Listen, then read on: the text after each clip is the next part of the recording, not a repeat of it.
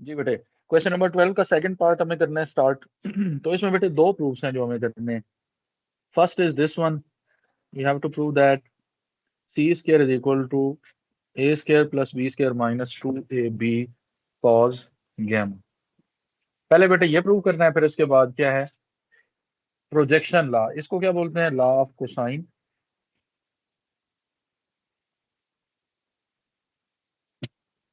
एक बेटे dot product से हमने कॉज का फार्मूला प्रूव किया है, cause alpha plus beta and cause alpha minus beta. फिर हमने बेटे अभी ये जो स्टेटमेंट देखी है इसको हम बोलते हैं लॉ ऑफ कोसाइन। और बेटे ये एक और स्टेटमेंट लिखी हुई है, ये भी हमें प्रूव करना है, इसको बोलते हैं प्रोजेक्शन लॉ।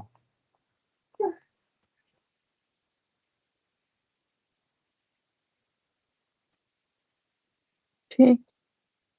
तो बेटे पहले हम लॉ ऑफ कोसाइन प्रूव करते हैं। इसकी ये जो 12 का सेकंड पार्ट है, इसके ये दोनों पार्ट्स हम सॉल्व करेंगे। तो लॉ ऑफ कोसाइन बेटे क्या लिखा हुआ है यहाँ पे,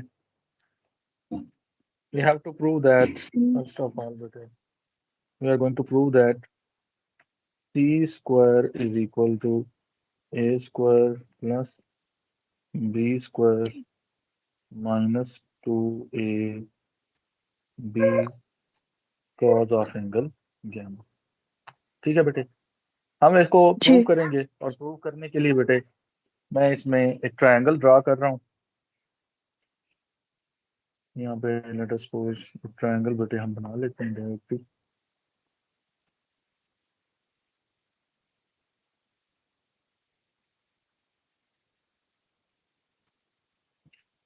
कंसिडर करें बेटे ये ट्रायंगल है, और इसके ये जो लाइन सेगमेंट्स हैं ये मैं थोड़े एक्सटेंड कर रहा हूँ। एक ये है बेटे, ये वेक्टर, ये बेसिकली तीन वेक्टर्स के नॉन पैरेलल वेक्टर्स के पॉइंट्स ऑफ इंटरसेक्शन है। ठीक है। जहाँ पे कट कर रहे हैं बेटे वहां पे क्या बन रहे हैं, वर्टिसेस ऑफ ट्रायंगल। ठीक है, तो बेटे इसको हम ठीक है। नाम दे देते हैं, वर्टेक्स को ए, ये बी है और ये बी। वर्टेक्स है सी। सी। ठीक है, कंसिडर करते हैं कि ए पे एंगल है अल्फा, बी पे बेटे एंगल है बीटा, बीटा। और सी पे गैमा। एंगल है गैमा। गैमा। ये बेटे सी के सामने हम कहते हैं कि ये वाली जो साइड है इसका पोजीशन वेक्टर है सी, ए के सामने जो साइड है इसका पोजीशन वेक्टर है ए, और बी के सामने जो साइड है इसका पोजीशन वेक्टर क्या है, बी। बी। ठीक है, अब बेटे आपको पता होना ठीक है। चाहिए कि जो स्ट्रेट स्ट्रेट एंगल है, स्ट्रेट एंगल कितने डिग्रीज का होता है, 180। 180, 180 आर हम्म। 5 रेडियंस। 5। ठीक है, जी। अब बेटे अगर आप ये सारे एंगल्स देखें तो ये टोटल अगर बेटे एंगल मार्क करें,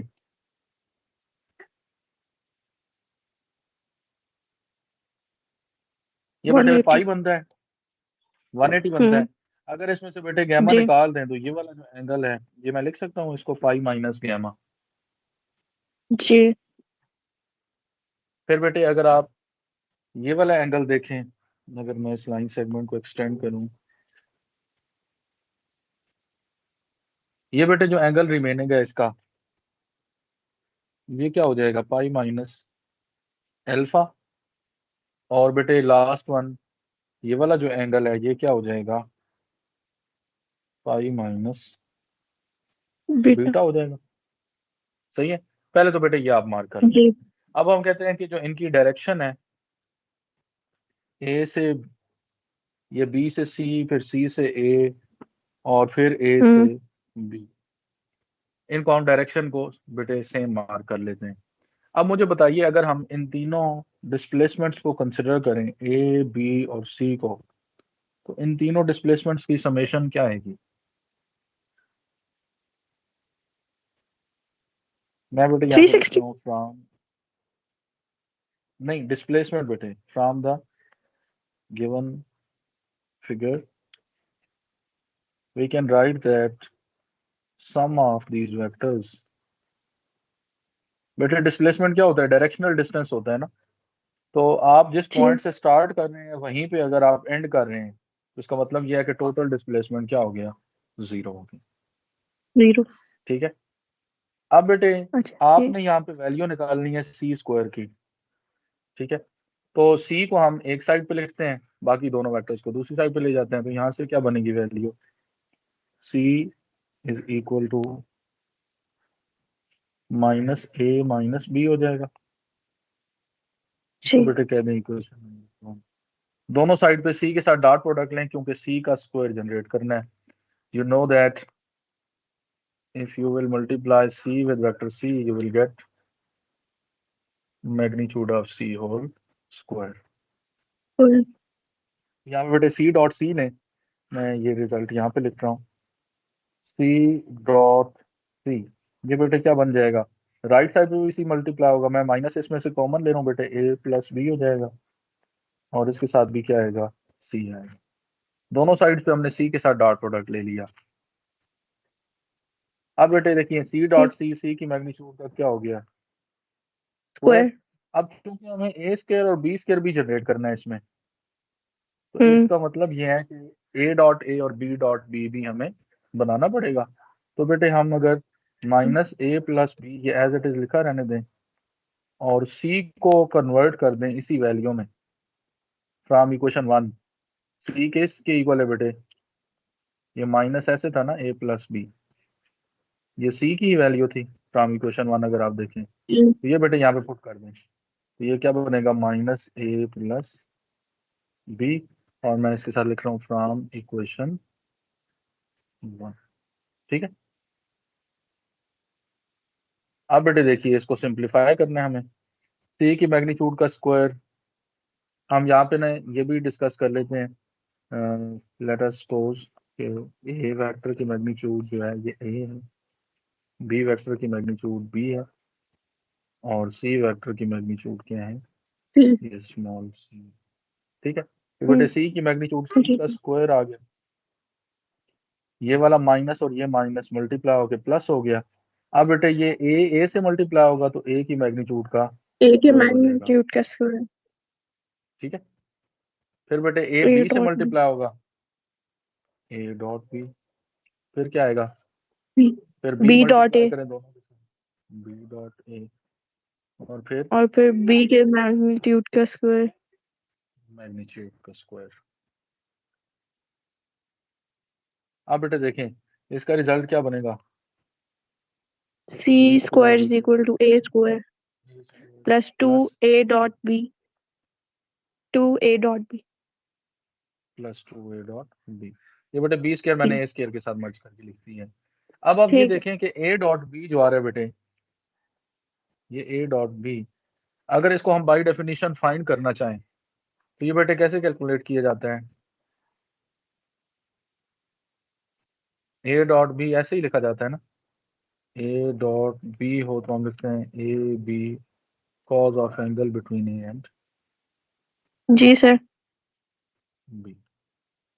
अब बेटी चूंकि ये वेक्टर से ट्रायंगल बन रही है तो इसमें ना जब आप ए डॉट बी ये फाइंड करेंगे तो जो थीटा लिखेंगे ना वो इनके दरमियान जो एंगल होगा, आप देखें ए और बी कौन कौन से वेक्टर, एक वेक्टर बी है एक वेक्टर ए है, इनके दरमियान एंगल ये वाला इंटरनल नहीं लिखना आपने, आपने इसका ये एंगल लिखना है जिसलिए ये मैंने मार्क की है।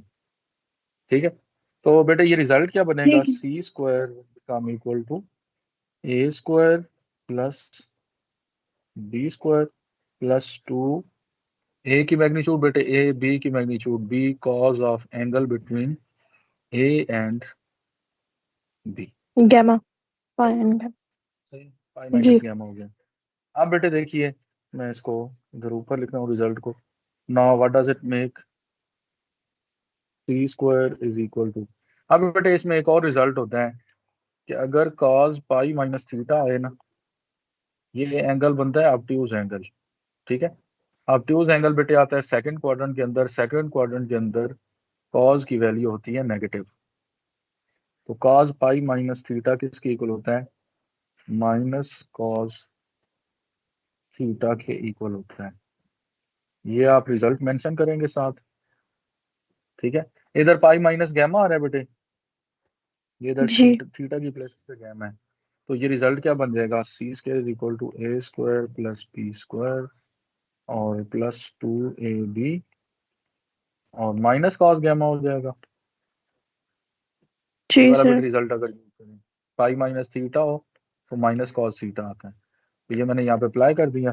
सो ठीक दैट है। Makes our result A square plus B square minus 2ab cos half angle gamma. अच्छा बेटे, ये तो कोसाइन लॉ एक लिखा हुआ है ना, इसकी वैसे 3 डेफिनेशन है, मैं बाकी 2 भी लिख रहा हूँ। कोसाइन लॉ बेटे ऐसे भी स्ट्रेट किया जाता है, अगर ए स्क्वायर लिखा हो तो ये इक्वल होता है B square plus C square minus 2bc cos alpha. फिर बेटे इसकी एक और डेफिनेशन भी होती है, B square is equal to A square plus C square minus 2ac cos of angle beta. तो कोसाइन लॉ बेटे कोई भी पूछा जाए आपने उसको सेम टेक्निक से क्या करना है, सॉल्व करना है और प्रूव करना है। ठीक है, अब देखें ना, आप यहाँ तक सेम काम करेंगे, ये इस इक्वेशन तक डायग्राम बनाएंगे बेटे, डायग्राम के बाद आप क्या करेंगे, इसको यहाँ तक सेम करेंगे। उसके बाद अगर आपने ए स्क्वायर की वैल्यू को प्रूव करना है, ये वाला जो रिजल्ट है इसको प्रूव करना है, तो आप इधर ए की वैल्यू निकाल लेंगे यहाँ पे। ठीक है, और ए की वैल्यू निकालेंगे माइनस बी माइनस सी, फिर ए के साथ डॉट प्रोडक्ट लेके उसको सॉल्व करेंगे। फिर ए और सॉरी बी और सी के दरमियान जो एंगल आएगा वो क्या आएगा। अब बी और सी का बेटे एंगल अगर आप देखें, ये बी है इधर सी है, इनके दरमियान एंगल क्या आएगा, पाई माइनस एल्फा आएगा, तो वो माइनस कॉस अल्फा जब लिखेंगे तो ये रिजल्ट मिल जाएगा। ठीक है, जी सर। तो ये बेटे आपने ना एज अ होमवर्क आपने ये इसके बाकी 2 जो लॉ ऑफ ठीक है। कोसाइन है ये प्रूव करना है। ठीक है, अब बेटे हम करते हैं इसका प्रोजेक्शन लॉ, जो नेक्स्ट हमारा मेन टॉपिक ऑफ डिस्कशन है इस क्वेश्चन के लिए। प्रोजेक्शन लॉ भी बेटे एक दिया हुआ है, 2 और भी होते हैं, वो दोनों डिस्कस करते हैं। यहाँ पे बी की वैल्यू गिवन है, तो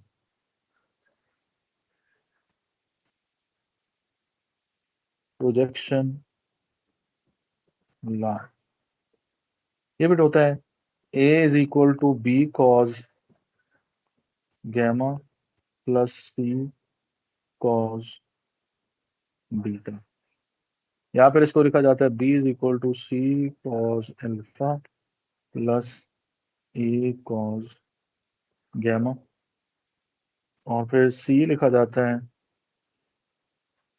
ए cos beta plus B cos alpha.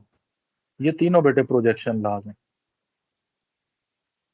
ठीक है, ठीक है। तो इनमें से कोई भी एक डेफिनेशन आपसे कही जा सकती है कि आप इसको प्रूव करें, तो बेटे सेम ही इसका प्रूफ है।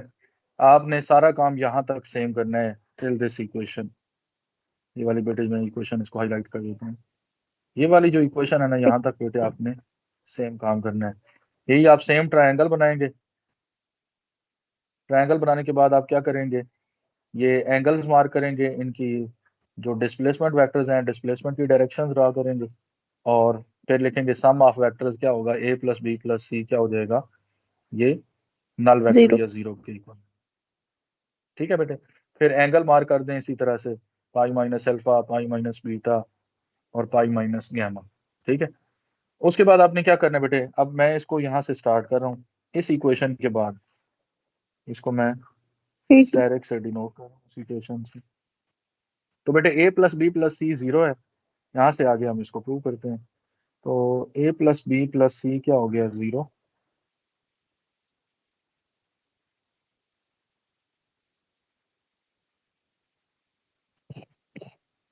अब बेटे यहाँ से हमें बी वाला रिजल्ट प्रूव करना है, तो बी को इधर लिखा रहने दें, ये क्या हो जाएगा माइनस ए माइनस माइनस सी। सी। इसको इक्वेशन 1 कह दें, इसको 2 कह दें। बेटे माइनस कॉमन भी ले सकते हैं। अब आपने क्या करना है, जैसे डॉट अभी लॉ ऑफ कोसाइन में किया, बी डॉट बी करेंगे, सेम वेक्टर के साथ बेटे डॉट प्रोडक्ट लेना है, तो इधर भी क्या हो जाएगा minus A plus C dot vector B. आप बी की वैल्यू पुट कर दीजिए, ये बी की स्क्वायर हो जाएगा, बी की मैग्नीट्यूड तो स्मॉल बी से रिप्रेजेंट की है, ये माइनस क्या हो जाएगा।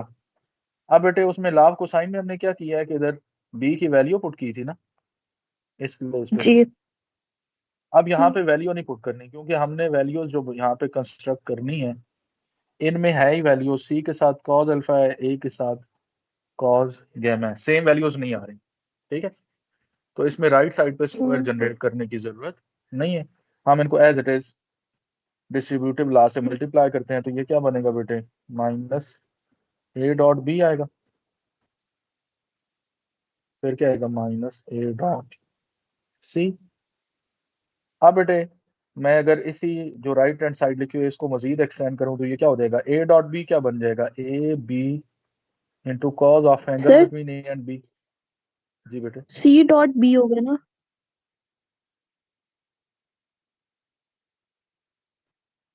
ए डॉट बी, हाँ सी डॉट बी, ये जो सॉरी दिस वन। जी जी। हाँ जी बिल्कुल ठीक है। तो बेटे अब ए डॉट बी इसको एक्सपेंड करें तो क्या होता है, ए बी कॉस थीटा होता है। अब थीटा ए और बी के दरमियान क्या है बेटे, ए और बी के दरमियान आप एंगल देखें तो कौन सा है ये, बी पाई माइनस गैमा है। माइनस है। ए और ए सी और में बी है, के बी और बीच में। बी, हाँ जी पाई माइनस गैमा आ रहा है। जी। तो बेटे इसको लिखते हैं हम यहाँ पे पाई माइनस गैमा। फिर देखें बेटे सी और बी के दरमियान तो माइनस सी की मैग्नीट्यूड सी, बी की magnitude small B into cos of angle between B and C बेटे बनेगा पाई माइनस अल्फा। ये आप देखें बी और सी के दरमियान एंगल क्या है बेटे, ये वाला एंगल है। ठीक है, ये पाई माइनस अल्फा और एक ये मैंने लिखा है पाई माइनस गैमा। ठीक है, अब देखें जरा इसकी वैल्यू बेटे, इसको आप पुट करें, बी स्क्वायर इक्वल टू, ये देखिए जरा cos पाई माइनस थीटा, फिर बेटे वही result, cos pi minus theta क्या ए बी होता है। Cos gamma gamma. हाँ ये का माइनस cos ये थीटा कॉस लिखेंगे ना। थीटा हो जाएगा। जी। Minus cos. हाँ तो बेटे माइनस माइनस क्या कर देगा वैल्यू को पॉजिटिव, तो ये बन जाएगा A A B B cos cos gamma. और plus cos pi minus alpha क्या हो जाएगा, माइनस cos अल्फा, तो बेटे A minus B minus plus cos B C alpha. cos alpha. अब बेटे देखें दोनों साइड्स पे b कॉमन है, तो b से पूरी इक्वेशन डिवाइड कर दें, तो रिजल्ट क्या बन जाएगा, a cos gamma plus c cos alpha. That is what we have to prove in this question. ठीक है, ये देखें बेटे रिजल्ट जो हमने बनाना था यही लिखा हुआ जी है, a sir. cos gamma plus c cos alpha. तो अब बेटे इसमें भी अगर ये वाला रिजल्ट आ जाता है फर्स्ट वन या थर्ड वन, तो ये बिल्कुल ऐसे ही आप इस वेरिएबल की वैल्यू निकालेंगे वेक्टर की, फिर उसी के साथ डॉट प्रोडक्ट लेंगे, इसी तरह एक्सपेंशन करेंगे और फिर ये प्रॉपर्टी लगाते हुए आप इसको जब सॉल्व करेंगे तो आपका रिजल्ट बन जाएगा। ठीक है, ठीक है सर। तो इसके जी। भी बेटे ये दो जो पार्ट्स हैं बाकी ये आपने खुद से सॉल्व करने हैं। ठीक है, प्रोजेक्शन लॉज लिख के फिर आपने इसको सॉल्व कर लेना। अच्छा जी, अब बेटे इसके बाद क्या करना है हमें, क्वेश्चन नंबर क्वेश्चन 13। 13 में लिख रहा है द जी resultant of two vectors A and B is perpendicular to A. Resultant बेटे क्या होता है, समेशन होती है ना। जी। Resultant of two vectors A and B क्या होगा बेटे, ए प्लस बी होगा। तो आप लिखिए एज गिवन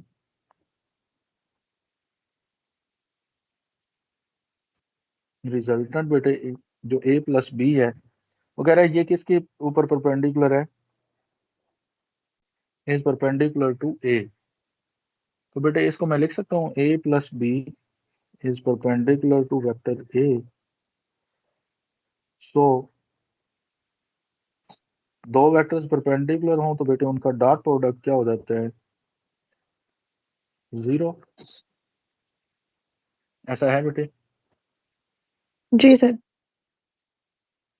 अब बेटे इसको मल्टीप्लाई कीजिए, ए डॉट ए क्या हो जाएगा, ए वेक्टर की ए मैग्नीट्यूड की का मैग्नीट्यूड के स्क्वायर, स्क्वायर। फिर क्या आएगा B dot A equal to 0। अब बेटे इसमें ना ये जो क्वेश्चन है इसके अंदर हमें ये वैल्यू भी गिवन है, ए ए की की magnitude magnitude in terms B. Of B दी हुई है। ठीक है, तो ये हम पुट कर दें यहाँ पे, जी सर। तो क्या बन जाएगा बेटे, 1/7 मैग्नीट्यूड ऑफ बी और होल का स्क्वायर है बेटे, तो स्क्वायर लिख लेते हैं, और प्लस इसको बी डॉट ए को मैं ए डॉट बी लिख रहा हूँ क्योंकि डॉट प्रोडक्ट कम्यूटेटिव है। इसको बेटे मजीद रीअरेंज करें तो ये क्या बन जाएगा, नीचे √7 का स्क्वायर लेंगे बेटे तो 7 बन जाएगा, 7 से पूरी इक्वेशन जी सर। मल्टीप्लाई कर दीजिए, क्या बनेगा, magnitude of B whole square plus 7 times A dot B equal to 0 × 7 क्या हो जाएगा 0। इसको बेटे कह दें इक्वेशन नंबर 1। मैंने 7 से पूरी इक्वेशन को मल्टीप्लाई कर दिया है, ठीक है, ताकि डिनोमिनेटर खत्म हो जाए इसका। अब बेटे जी सर। देखिए जो इसका नेक्स्ट यहाँ पे वैल्यू हमें फाइंड करनी है, वो कह रहा है कि show that resultant of 7a and b is also perpendicular to b। 7a और b का बेटे रिजल्टेंट क्या होगा, 7a प्लस b होगा। जी।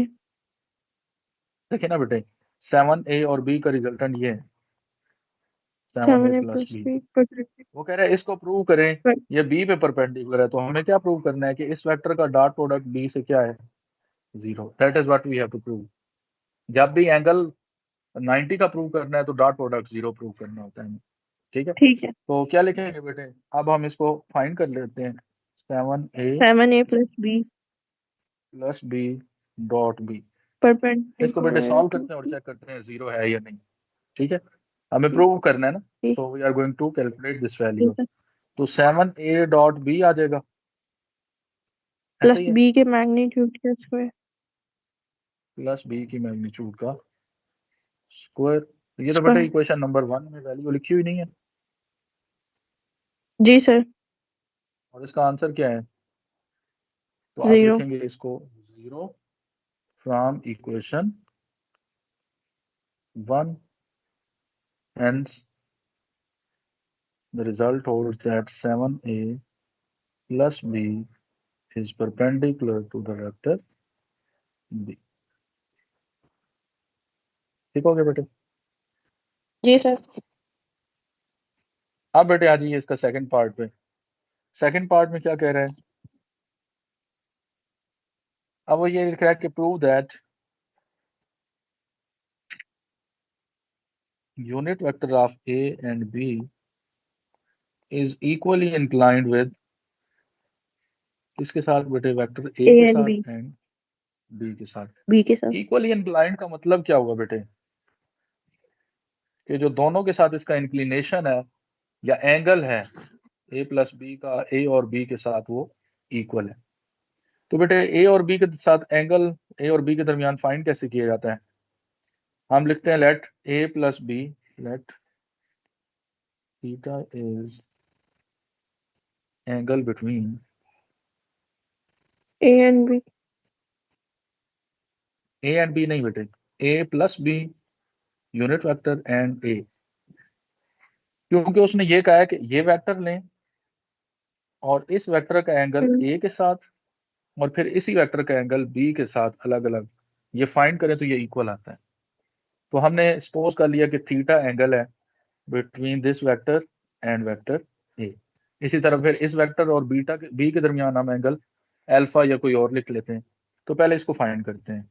सो बेटे cos थीटा क्या हो जाएगा, ऊपर डॉट प्रोडक्ट लेते हैं वेक्टर्स का, यही होता है ना cos थीटा, जी। u जी sir. Dot v divide by और फिर नीचे नॉर्म ऑफ v। मैग्नीट्यूड। तो देखिए बेटे यहाँ पे हम यही काम करेंगे, a प्लस बी ये वेक्टर, इसका डॉट प्रोडक्ट b के साथ, नोटे सॉरी a के साथ, इधर a लिखना है बेटे। जो नोटेशन है ना यूनिट वेक्टर की वो यूनिट वेक्टर लिखनी है।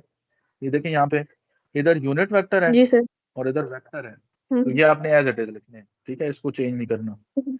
अब देखें जरा ये डिवाइड किससे होगा, पहले a प्लस बी, ये यूनिट वेक्टर का समेशन की मैग्नीट्यूड आएगी, फिर साथ a की मैग्नीट्यूड आएगी। ठीक हो गया बेटे। अब देखिए, जब डॉट प्रोडक्ट लिया ना बेटे, तो हम क्या करते हैं इसमें, ये चूंकि यहाँ पे यूनिट वेक्टर है ना, तो हम इसको भी जी सर। यूनिट वेक्टर में कन्वर्ट कर लेते हैं। तो बेटे वेक्टर को यूनिट वेक्टर में कन्वर्ट करना हो तो यहाँ पे मैं ऊपर लिखता हूँ बेटे, ये फॉर एग्जांपल ये यू यूनिट वेक्टर है, तो ये किसके इक्वल होगा, वेक्टर ओवर इट्स मैग्नीट्यूड। यहाँ से वेक्टर बेटे किसके इक्वल आ जाएगा, magnitude of the vector into unit vector. ऐसे ही होता है। तो यहाँ पे बेटे अगर हम जी। ए को कन्वर्ट करें तो ये क्या बन जाएगा, ये A plus B as it is लिखा है, इसका डॉट प्रोडक्ट है ए वेक्टर के साथ। तो ए वेक्टर को बेटे मैं ऐसे लिख रहा हूँ, A unit vector into magnitude, लिख सकते हैं ऐसे। जी सर। बेटे नीचे ये magnitude as it is divide हो जाएंगी, A plus B into magnitude of vector A. अब बेटे हम ये रिजल्ट भी पढ़ चुके हैं कि अगर हमारे पास के ए डॉट एम बी लिखा हो तो हम इसको ऐसे लिख तो सकते के हैं, M M A into A dot B.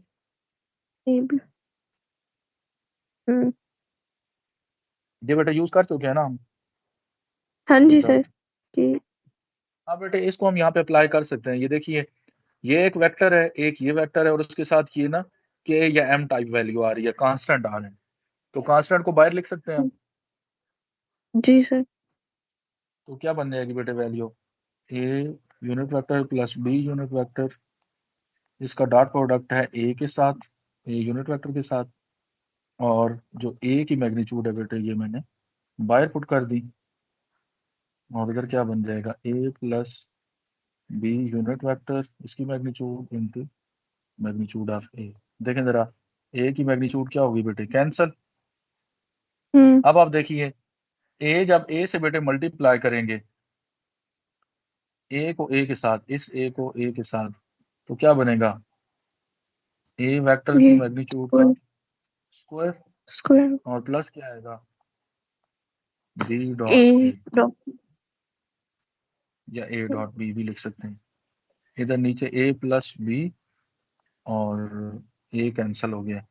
तो बेटे देखिए जरा इसका रिजल्ट क्या बनेगा, ये जो कॉस थीटा है यहाँ से अगर हम देखें तो क्या बन रहा है, ए बेटे यूनिट वेक्टर है, तो सिंस ए यूनिट वेक्टर जी। है तो उसकी मैग्नीट्यूड क्या हो जाएगी, 1। और ए डॉट बी ऑलरेडी पढ़ चुके हैं, ये बी डॉट ए के इक्वल होता है। तो बेटे ये जो रिजल्ट है हमारा, ये क्या बन जाएगा, ऊपर ए की मैग्नीट्यूड का स्क्वायर बेटे ये हम लिख देंगे 1 के इक्वल, ये वाली value, that would be equal to 1 plus unit vector of A into unit vector of B divide by magnitude of A unit vector plus B unit vector. ये बेटे वैल्यू आ गई कॉस थीटा की।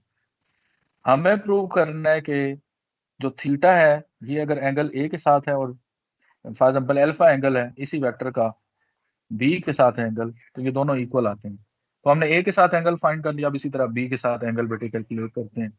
तो देखिए जरा, अब बेटे मैं लिख रहा हूँ इसमें, नाउ इफ लेट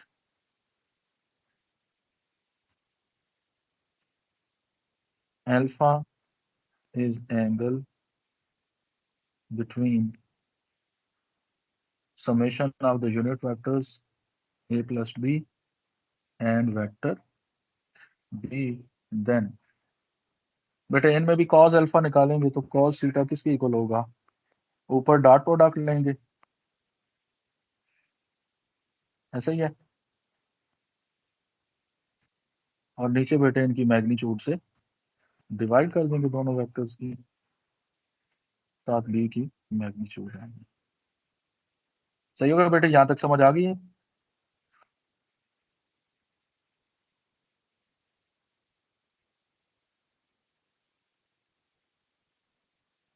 आप बेटे देखिए, ये जो बी वेक्टर है इसको हम यूनिट वेक्टर में कन्वर्ट करते हैं, क्योंकि इधर यूनिट वेक्टर है, जैसे हमने यहाँ पे किया था। इसमें भी देखें मैंने यहाँ पे इसको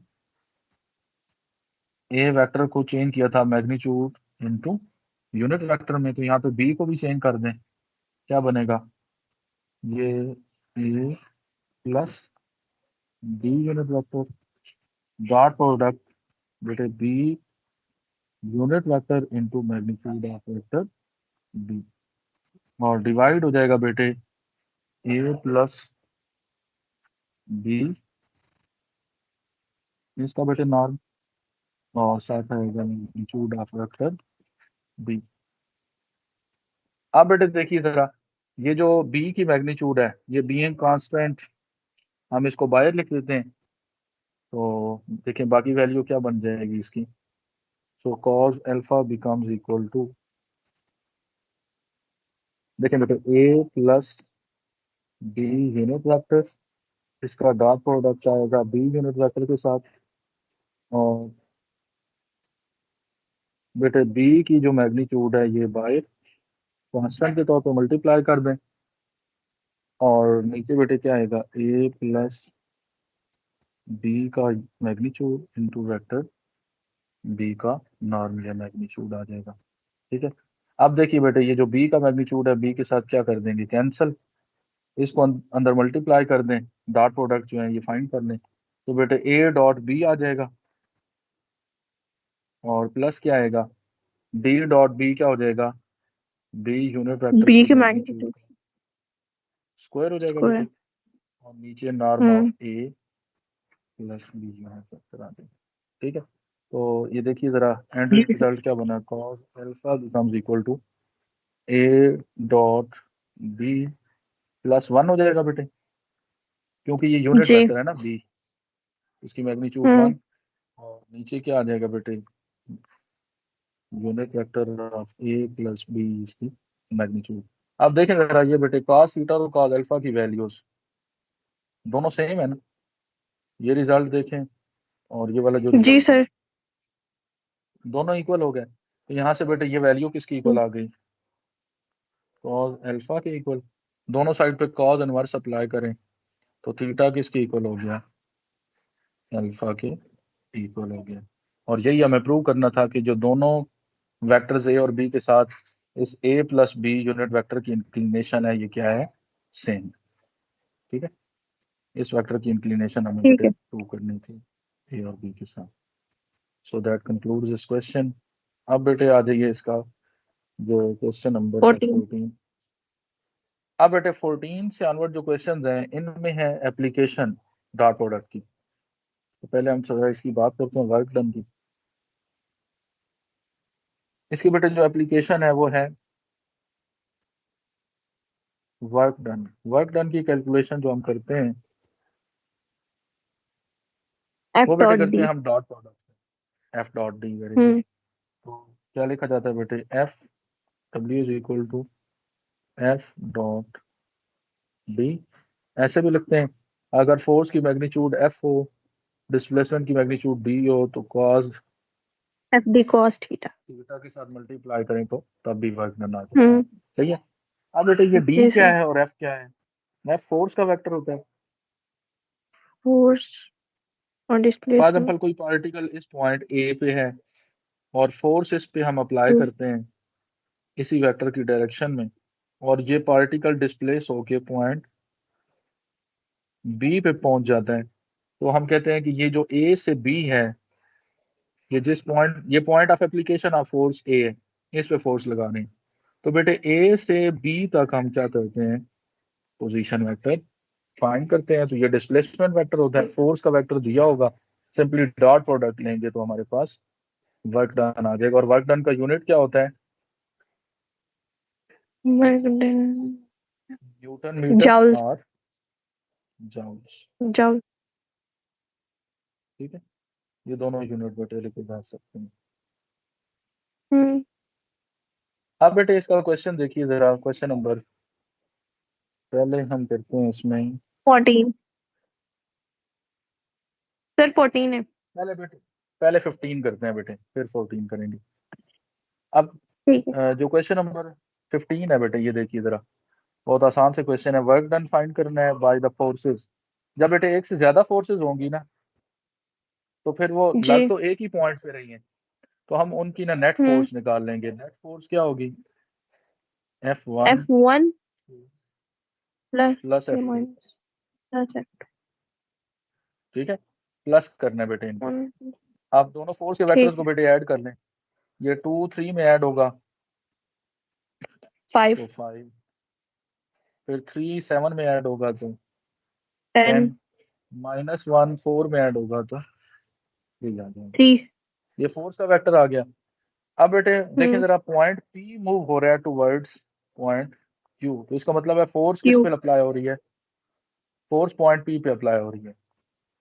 सही है, तो हम यहाँ पे जो डिस्प्लेसमेंट D वेक्टर लेंगे ना बेटे, वो P से Q लेंगे। जिस पॉइंट पे फोर्स अप्लाई हो रही है उसको पहले लिखना है। P से Q तो क्या लिखेंगे हम इसको, Q माइनस P। अब बेटे Q और P हमें दिए हुए हैं, इनको माइनस कर लेते हैं हम। तो पहला पॉइंट कौन सा है, ये 2 है। 2 -1 करें बेटे, क्या आएगा 1। फिर -1 है इधर, और इधर है -3। इनको सेपरेट कीजिए, -1 प्लस minus 3 2 2 हो जाएगा। नहीं, -1 और +3 हो जाएगा बेटे, जब सेपरेट करेंगे तो। ठीक है, फिर 5/2 ठीक है -3/2 करें, तो ये बेटे 2/2 1 आ जाएगा इसका आंसर। तो इधर क्या आएगा, ठीक 1। अब बेटे वर्क डन निकालना है, तो आप लिखेंगे now work done is equal to F dot D. बेटे डॉट प्रोडक्ट ले लें इनका, पहला है 5 10 3, और दूसरा वेक्टर है 1 2 1। तो आंसर क्या आ गया, 5 times 2 1 5, 10 into 2 20, 5 and 3 into 1 23 28 newton metre बार जूल्स। ये बेटे वर्क डन हो गया। ठीक है अच्छा बेटे, ये तो बहुत ही आसान था क्वेश्चन। बेसिक वैल्यूज ही हमें डायरेक्ट पॉइंट्स दिए हुए थे, हमने डिस्प्लेसमेंट वेक्टर निकाला, फोर्स के वेक्टर से डॉट प्रोडक्ट ले लिया। अब आ जाए जरा क्वेश्चन नंबर ठीक 14 पे। अब वो कह रहा है ये फोर्स का वेक्टर है, F, वो कह रहा है is applied on a body that moves at a distance of 14 metres in the direction of the vector. अब बेटे डिस्प्लेसमेंट किस डायरेक्शन में है, ये बेटे सबसे पहले तो मैं इसको लेट कर रहा हूँ कि let V values I -3J plus vector K। बेटे हमने पैरेलल वेक्टर्स की एक कंडीशन पढ़ी थी कि अगर if A is parallel to B, then बेटे जो A और B के यूनिट वेक्टर्स हैं ये सेम होते हैं। पढ़ा था ना ये रिजल्ट। अब यहाँ पे हमें फाइंड है करना है डिस्प्लेसमेंट का वेक्टर। ठीक है, उसने डिस्प्लेसमेंट की हमें मैग्नीट्यूड तो दी है, बट डिस्प्लेसमेंट वेक्टर नहीं दिया बेटे। और डिस्प्लेसमेंट वेक्टर की बेटे मैग्नीट्यूड क्या है, ये 14 है। अब आप लिखेंगे we are given that since D vector is parallel to vector V, so जो D का बेटे यूनिट वेक्टर है वो हम किसके इक्वल लेंगे, V यूनिट वेक्टर के इक्वल। जब भी वेक्टर्स पैरेलल हों तो उनके जो यूनिट वेक्टर हैं वो सेम हो जाते हैं। तो बेटे अब हम जी D वेक्टर पहले फाइंड करते हैं। तो D वेक्टर किसके इक्वल होगा, magnitude of D into unit vector of D। अब बेटे D का यूनिट वेक्टर तो है नहीं हमारे पास, तो हम D की मैग्नीट्यूड लिखेंगे 14, और V का यूनिट वेक्टर इससे रिप्लेस कर देंगे since V and D are parallel. ये जो रिजल्ट दिखा है इसको हम अप्लाई करेंगे। ठीक है, तो देखिए बेटे वैल्यू क्या बन जाएगी, 14 इंटू V जो वेक्टर है इसके बेटे आप लें यूनिट वेक्टर, ऊपर क्या आएगा I -3J, और प्लस क्या आएगा K divided by its magnitude. Magnitude बेटे लेंगे तो क्या बनेगा, इसका कोफिशिएंट 1 है, 1 का स्केयर 1, -3 का स्केयर 9, 1 का स्केयर 11 1, 11 बन जाएगा। ठीक है, ये बेटे 14/√11 इंटू क्या आएगा I -3J प्लस K। अब हमारे पास डिस्प्लेसमेंट वेक्टर आ गया, फोर्स का वेक्टर बेटे ऑलरेडी गिवन है, W इज इक्वल टू क्या करेंगे, F डॉट D। तो क्या बन जाएगा, F क्या है 3 -5 एंड 7, डॉट लेना है बेटे, ये मैं लिख रहा हूँ इधर 1 -3 और 1, और बेटे ये जो है ना 14/11, ये मैं m को फिर स्टार्ट में लिख रहा हूँ ताकि हर वैल्यू में ठीक है। हमें मल्टीप्लाई ना करना पड़े। ठीक है, तो देखिए जरा इसकी वैल्यू क्या बन जाएगी, 14/√11 इंटू, अब डॉट प्रोडक्ट लें बेटे, 3 1 जार 3, -5 इंटू -3 +15 इंटू 15 और 7 7, तो क्या बन गया बेटे ये वैल्यू क्या बन जाएगी, 15 + 7 22 + 3 25, 25 इंटू 25 14 करें, 25 into 14 350 350 अपॉन √11, ये बेटे आंसर आ जाएगा वर्क डन का in the form of joules. अब न्यूटन मीटर 105 भी इसको लिख सकते हैं। ठीक है, 1051 ठीक है। डेसिमल में निकालने की जरूरत नहीं है, लेकिन अगर फाइंड करना है तो आप कर भी सकते हैं। फिर बेटे इसका लास्ट ठीक क्वेश्चन देखिए, a box is dragged on the surface of floor by steering that by a string that is applying a force of 30 Newton. अब बेटे फोर्स की ना मैग्नीट्यूड दे दी है at an angle of 30 degrees, theta भी दे दिया, find the work done by the 30 force when the box is displaced up to distance of 10 metre. Distance दे दिया, अब डिस्प्लेसमेंट नहीं है हमारे पास, तो इसका मतलब है डिस्प्लेसमेंट की मैग्नीट्यूड है। तो बेटे आप लिखेंगे W is equal to F d dot cos D, theta तो F D cos थीटा हो गया। f d cos theta values put कर दें बेटे, F क्या है 30 न्यूटन, D क्या है जी डिस्टेंस 10 मीटर है, और cos ऑफ एंगल थीटा 30, ये 300 हो गया, cos 30 होता है बेटे √3/2, under root 3 तो by ये 2 बन जाएगा हाँ 150 न्यूटन। 1 ये बेटे इसका क्या हो गया वर्क डन। ठीक है बेटे, तो ये हमारी एक्सरसाइज डॉट प्रोडक्ट की होगी कंप्लीट। अब बेटे कल से हम स्टार्ट करेंगे क्रॉस प्रोडक्ट।